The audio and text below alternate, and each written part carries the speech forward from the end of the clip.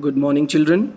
Today we are going to start a new poem, A Legend of the Northland. This poem is a folk tale passed down from one generation to another about an important aspect of human life. So let's begin our poem. Away, away in the Northland. Away, away in the Northland where the hours of the day are few and the nights are so long in winter that they cannot sleep them through.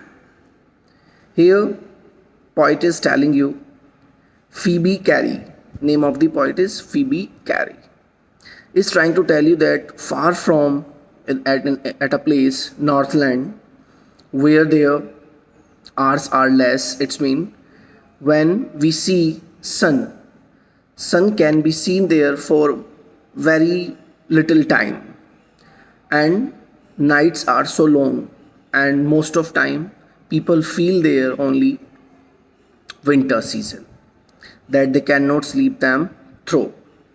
So poet is telling it is not possible to pass the night only sleeping. Okay, where they harness the swift reindeer to the sleighs when it snows. Poet is telling most of time it is found there snowfall. And what do? People started to run on a ice cart. Ice cart means there's a kind of cart on which people started to slide. And the children look like bear's cubs because children used to wear different type of clothes, fur clothes. That's why they look like cubs in their funny furry clothes. Okay. Next stanza, they tell them a curious story, and they means the people those people who used to live in Northland. I don't believe it's true. Poet is telling it's not a believable story whatever they generally tell to their children, and yet you may learn a lesson if I tell the tale to you. But poet is telling that definitely you are going to learn a lesson from the story whatever I am going to tell you. It does not matter it is true or not, but definitely it is going to give you a lesson. Once when the good Saint Peter lived in the world below. It was a time where there a Saint Peter used to live in this world and walked about it preaching as a kind of giving sermons, teachings, and walked about it preaching just as he did, you know. It was the work of the saint moving here and there and used to teach the people.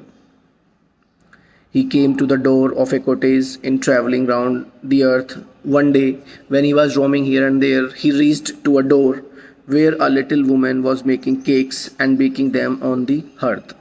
And there was a lady who was baking cakes on her hearth, a kind of stove she was baking.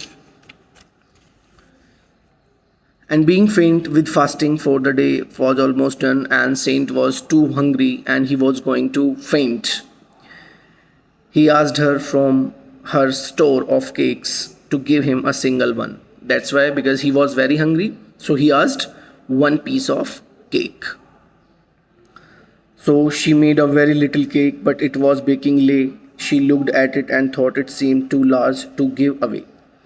Having asked by Saint, the lady started to bake a cake and he prepared a small cake. But as soon as he started to put it on the hearth to be baked, he saw that it was just like looking a big size of cake, big piece of cake. Therefore, she needed another and still a smaller one. Once again, he needed the flour, and after that, he prepared a small one. But it looked when she turned it over as large as the first had done. And once again, she saw that the size of cake was very large. These two stanzas are telling that the lady was miser. Okay. Then she took a tiny scrap of duff and rolled it flat. Once again, he took a small duff, and she started to prepare the cake, and this time she completely flattened the duff and baked it thin as a wafer, but she couldn't part with that. And what did she do? You can easily understand, children. What did she do? She flattened the cake completely, just like papad or wafer.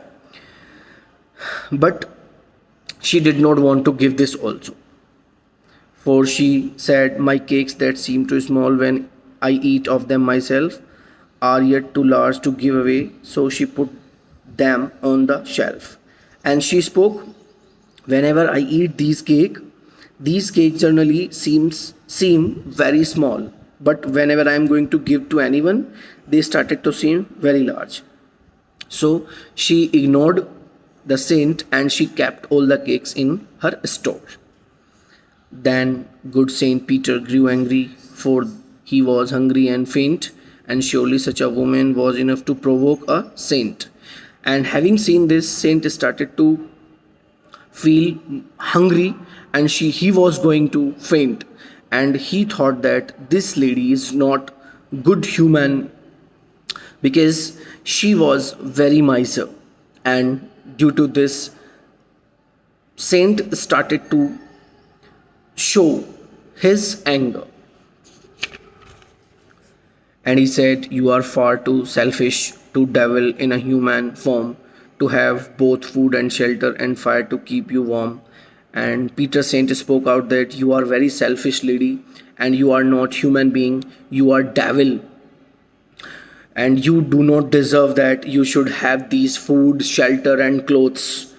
And I don't think so that whatever you have right now you deserve it. You should not have keep this type of fire to be warm. Now you shall build as the bird do. Now Saint cursed her. He cursed in such a way that now you will have to prepare a nest like birds and shall get your scanty food. You are not going to get food like this by boring and boring and boring, and you will have to pick your beak in into the woods all day in the hard dry wood. Then up she went through the chimney, never speaking a word, and out of the top flew a woodpecker, for she was changed to a bird. And after that, the lady changed into a woodpecker, and she started to sit on a chimney, and she did not speak a single word, and she changed into a woodpecker. And according to the curse of Saint Peter, she changed into a bird.